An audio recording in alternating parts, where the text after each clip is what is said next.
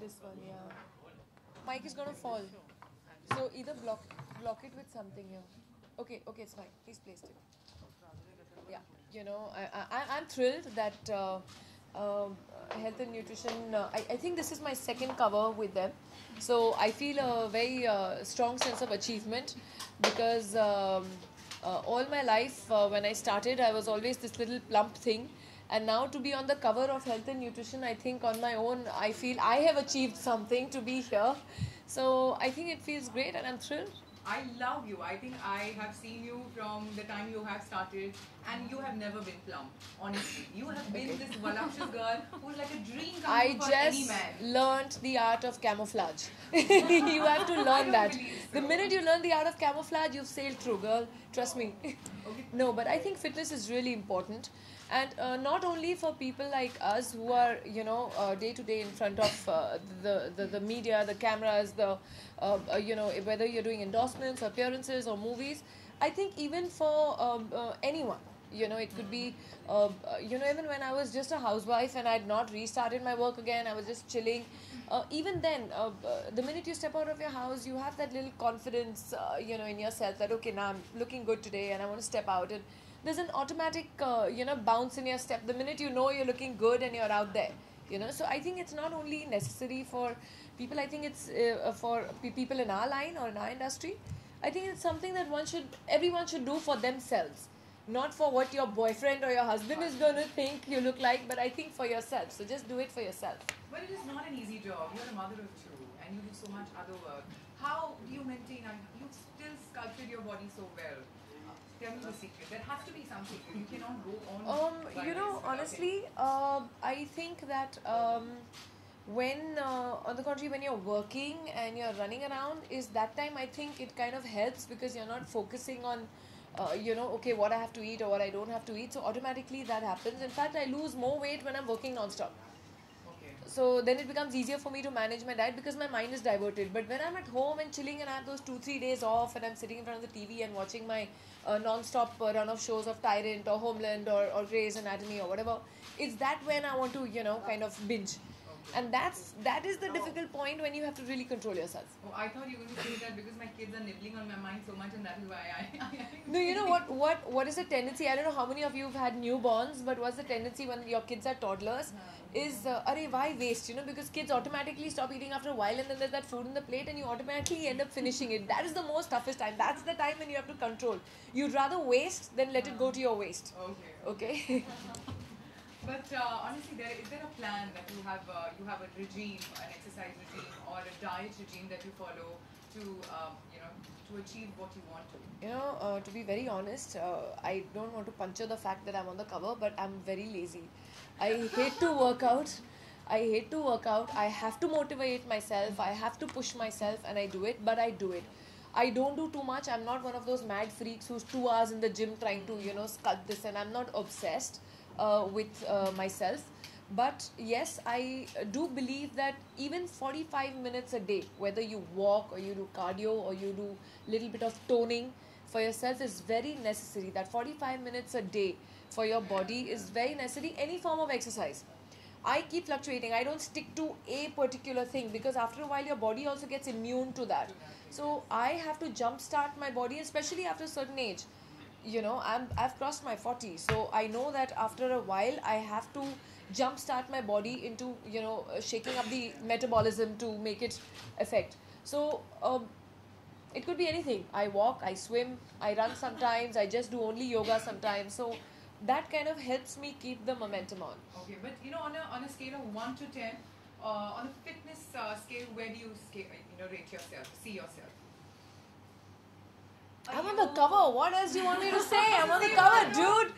This is me. I love it. So it is 1. We say that it is 1. You're saying it, huh? I'm saying it. I love her, so I know it is 1. Okay, done. Alright, I'm going to keep this session open to all my people here. Shoot the question, and I know that this ravishing queen is going to shoot it back to you all. My reputation precedes me. Can I hide? Can I hide somewhere? Yes. Can I just go with her? Yes. You don't need to do anything. You're fine the way you are. Please, someone give her food. Please give her food. Can someone please give her food? So, what are your fitness goals and what are the rewards of staying fit? Sorry, what are my fitness goals? You know, honestly, I don't believe in starving. I don't believe in, completely pushing your body at that point where you're sick, and because you are what you eat. Your hair, your skin, uh, whether, eyes, a lot of, these girls nowadays are, attempting goals which are beyond their body frame. I mean, I have a broad structure, I have a broad body frame. So I know I'm never going to be a size 0, and I'm happy in my skin. I'm happy what I am. I'm fit. I'm healthy. I'm not obese, neither am I like extra thin. So the fact being that I think all of us also need to set a correct example for even the young kids to follow. I'm seeing kids at 15, 16 starving myself the minute they become 13 or something, starving themselves to reach or going on diets, which I mean we never did honestly at that age. And ultimately in the long run, it affects them somewhere because I've seen a lot of my friends who tell me, who are 26 or 27 years old, and they say, my God, I'm losing a lot of hair. What to do? I'm like, what are you eating these days? So ultimately, your body shows what you eat.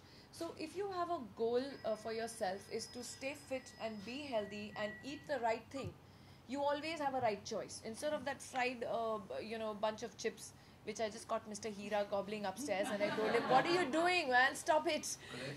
Yeah, I was warning him about his And he cholesterol. always forces me to have it, huh? Every time. Yeah, he's telling me, you'll have this. I was like, no, I'm not going to. You can. So it's just make the right choice, and that's it. You don't have to starve. You don't have to do anything. Just make the right choice, because whatever you eat, ultimately your body is going to show. See, if Nani sir is making you eat, that means every man likes healthy girls. Period. Alright. Can I have the next question please? Raveena, according to you, who are the fittest actors and actresses in Bollywood? Today everybody. I mean, it is not like the 90s where all of us came nice and plump and undid eyebrows and everything, and we were just there, and we evolved along the way. But today if you look at them, I mean, who doesn't have, I mean, you can actually say who does not have a fit body.